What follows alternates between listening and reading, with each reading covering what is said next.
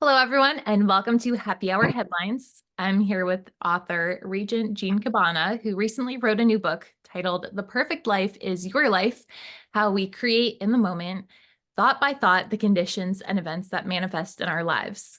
He has a Ph.D. in social sciences and is a student of world religions, psychology, and philosophy. He has had careers in diplomacy, education, and academia, teaching in the US, Canada, Mexico, Brazil, as well as acting as a consultant in international programs. That's a mouthful. Thank you for joining us today. Thank you for having me. Good to be here.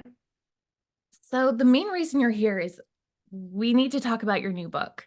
Yes. Can you provide a summary of this book? Yes. Well, this is a book, the title, I think, says it all. The Perfect Life is Your Life.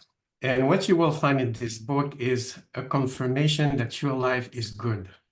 Your life is fine the way it is. It doesn't mean that you cannot improve it, but you have to accept that this is your life. It's a wonderful life. It's a unique life. It's different than any other life. And then it's up to you to do what you want with your life to improve it the way you want to improve it. So the book talks about this, and it talks about the fact that this physical life that we live in is not the only one that we live. We have a reality in a wider perspective, which is an eternal perspective. And this life that we live is an expression of this, a wonderful expression of this. But this wider life, if you want to be in touch with it, it's very easy. It's your life, it's your universe, it's your own thought process, it's your own feelings, and whatever you feel, whatever you thought, if you maintain this, eventually you will create in your life what you want to create in your life. So this is a book that is meant to make you feel good, to make you feel that you matter, that everybody matters, and that your perspective is unique, and your perspective is very important for the whole of life, for the whole, not only of life in this physical life, but life as we know it, in the sense that we don't die, we die physically, but we still go on, and we always alive, we always creating the reality we want to create. So basically, this is what the book is telling you. Wow, that's deep. There's a lot to take in there. Okay, let's break this down. So most self-help books say your life is terrible and here's what you can do to improve. Yeah. It sounds like yours says your life is as it should be, and if it's not, here's what you can do. Is that correct? Well, yes, of course, you can always improve your life, but it tells you that your life, again, is your life, and you have to own it. There's no criteria of what a life should be, but what a life could be is up to you. Mm. And it starts with your thinking process. The thinking process is the beginning of any creation, is the beginning of anything you want to create in your life. So if you don't like some aspects of your life, own it, but then realize that it's just a snapshot of your life and you can change that if you want to. And how do you change this? You don't try to manipulate the outside circumstances. You just want to come inside of you, understand your thinking process, and one thought at a time, replace one thought that you don't like, that doesn't make you feel good, with another one that makes you feel a little bit better.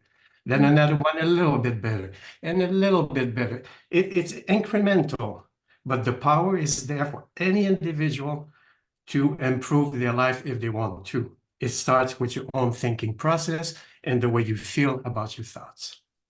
I really like that approach because it's so easy to get stuck into a rut and blame everybody else except Yes. yourself. It's And fun to do too.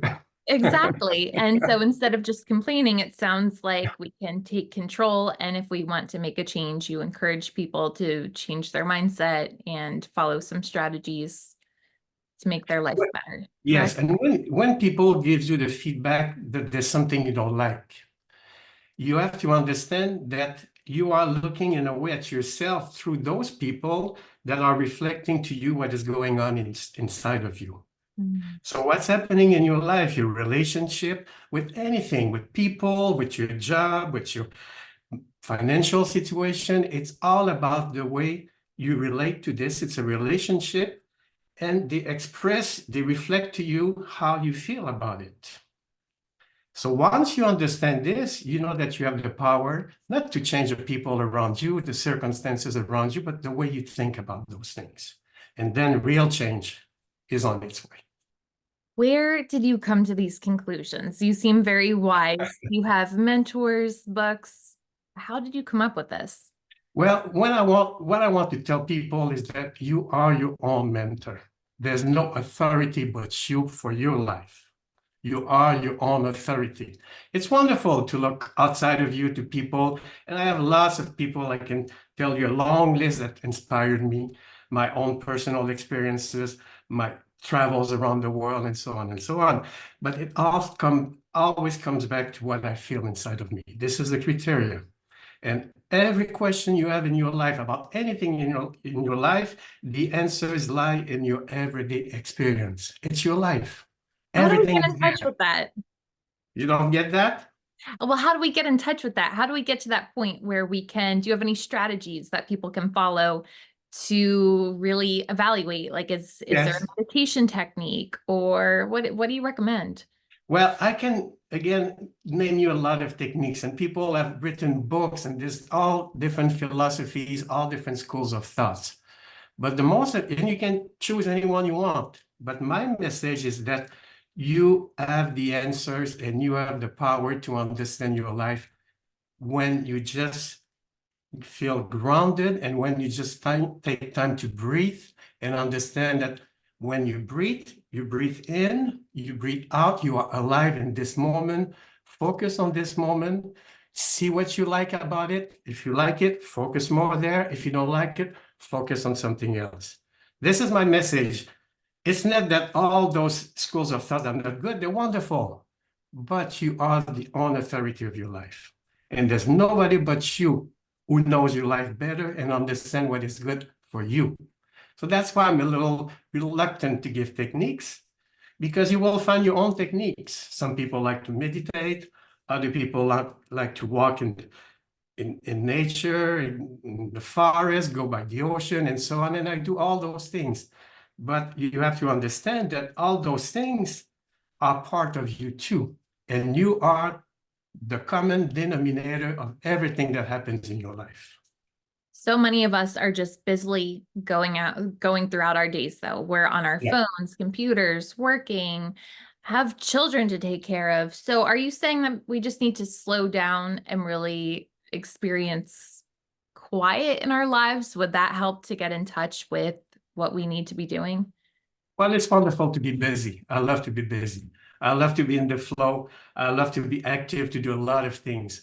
And this is wonderful. But if you start your day with just 5 minutes, 10 minutes, giving a main directive for your day, I want to feel my power. I want to understand who I am in this experience of this day that is about to unfold. And I want it to unfold the best way for me. Then you go on and be busy in your life. And you have this sentiment, this feeling that you are at the heart of it and you are in control of what you're living in your life. Because you are. Nobody is living your life but you. You are in control. So So it's fun to be busy. walk us through your morning routine. I know that everybody's different, but I'm curious to hear your routine. Okay. Well, before I wake up, I always lie in bed for 5 minutes and give this directive for my day. Sometimes I will focus on a feeling that I want to be playful today. I want to be joyful to you, whatever, just a feeling. And I want to generate this feeling while still lying in my bed. It's a good moment to do it because you're not busy yet with the day that is about to unfold. And you've been dreaming, and dreaming is part of our life too. It's very real. Dreaming is as real within the dreaming context as your physical life in the awakening context. But anyway, that's another story. But you wake up and you get this, I wake up and I generate this feeling. Then I get up, have a coffee, usually with my wife and my puppy, and then we talk a little bit, and then I'll do a little meditation. I call it meditation, but it's just a moment where I breathe 10 minutes, and I feel like this is my life, just what I told you.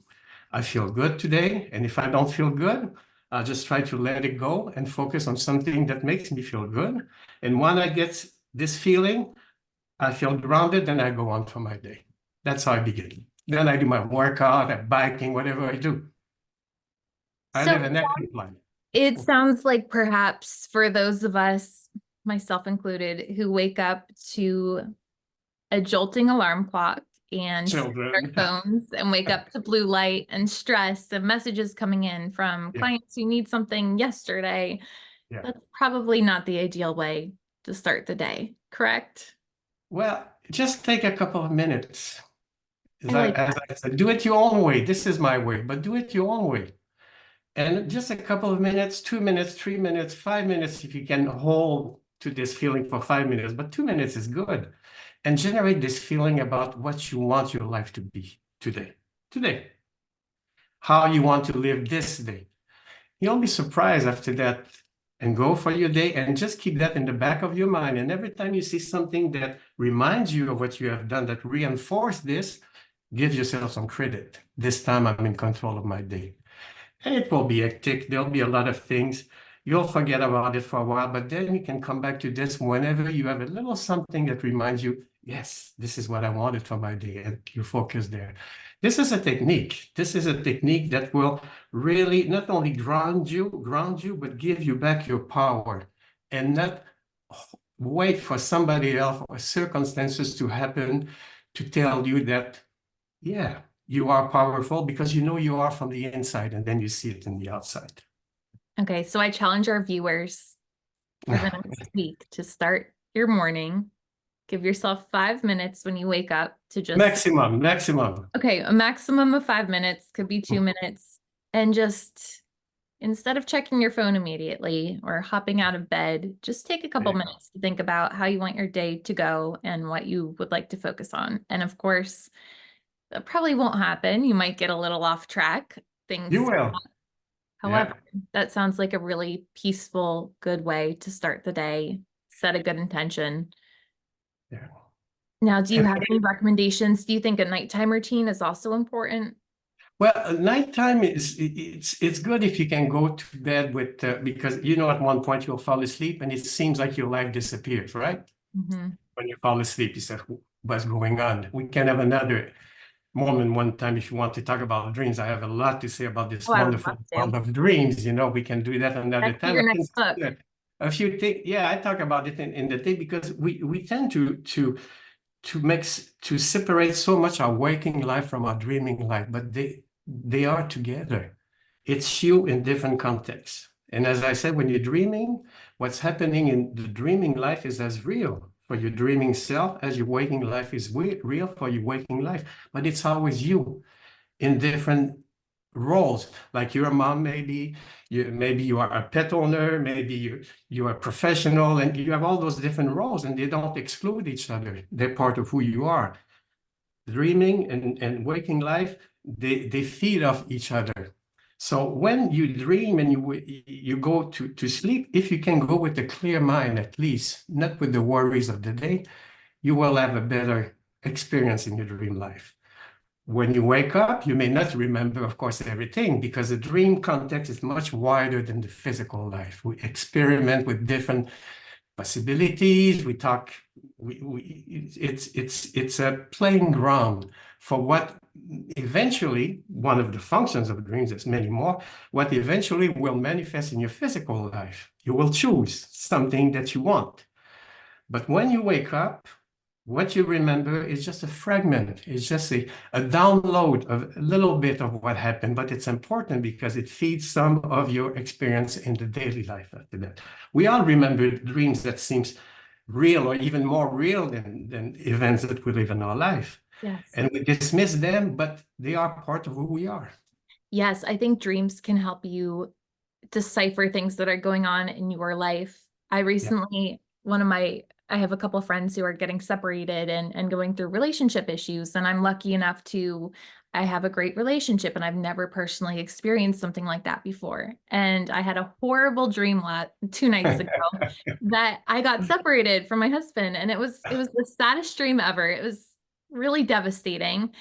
and it's something that I hope would never happen, but it made me empathize with my friends. It Yes, enabled me to get into that mindset and understand what they're going through and how they feel and how lonely it is and stressful, and you're worried about the future. And then it enables me to be a better friend. And that's just an example of a dream that I can pinpoint and great say, "I example. definitely had this dream because of what other people are going through." But then sometimes you have dreams where it's very random and you just don't know what sparked it. This dream is wonderful because you wanted a way to relate better to your friends, and you did this in your dream. This dream, it doesn't matter that it doesn't mean that you will separate from your husband. It just means that you experience this in a dream situation that doesn't have to be physical, that puts you in touch with the feelings that your friends feel. Mhm. So you had empathy and you had compassion for your friend, and you understood from the inside in a dream. It's like a movie that you watch in a way, a dramatic movie, because this is not something that you chose to happen in your physical life, but it's something that brought you a better understanding of what your friends are going through and makes you a better human being because you understand this situation here without having to live it in your physical life. So dreams are wonderful for that. There's so many functions of dream, and this is one of them. Fortunately, they don't always predict the future. I've had enough dreams now No, that not at something's all. gonna happen. They're just options for us to understand what could happen, and then we choose what want to happen in your physical life. Dreams is much more flexible. Some people don't remember their dreams at all. Do you have a hypothesis as to why that Yes, would happen? yes, I do. Because some people don't want to remember their dreams. Some people are afraid without basis of their dreams because, like in this example, they will think, oh no, this will happen to me. And it's not the case at all, at all, at all. It's a playground. And if you just accept this as a playground and as opportunities to experiment with different ways of different feelings of reality, then your dreams are not a threat anymore. I have nightmares sometimes. I have sometimes, like everybody else.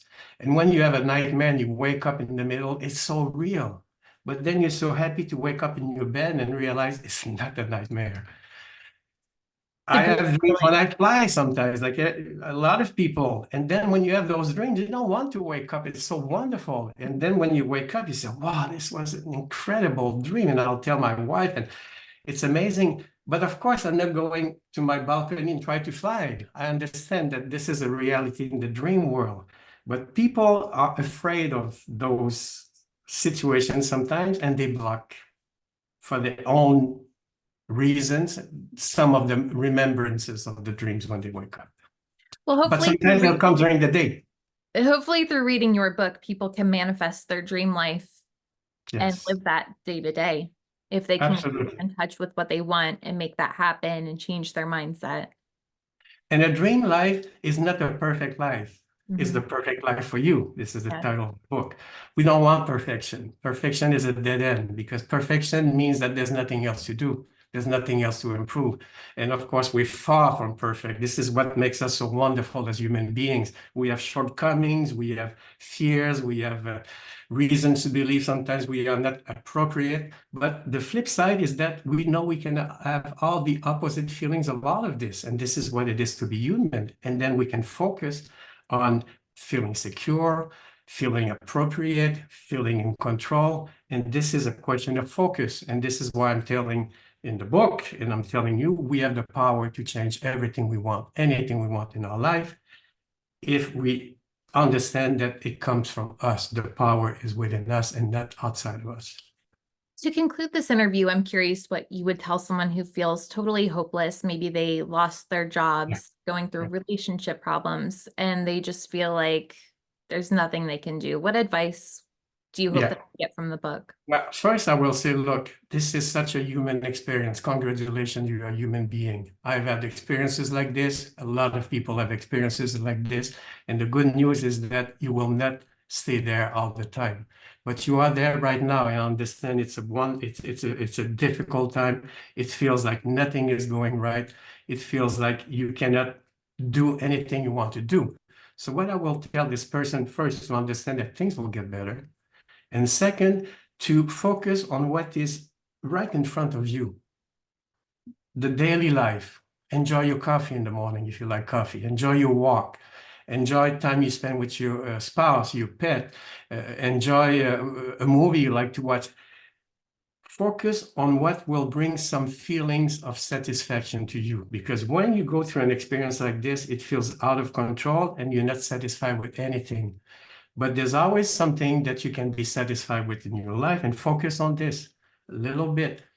Focus on that a little bit and try to distract yourself from that terrible feeling that you feel, which is legitimate, but you understand that you can eventually, by going inside with your own thought, that's what I mean by going inside, not to meditate hours, but just to be grounded with your own thinking process and understand that, yes, I created this situation in this life. I don't like it. Good for me. I know I don't like it. Now I can create something else.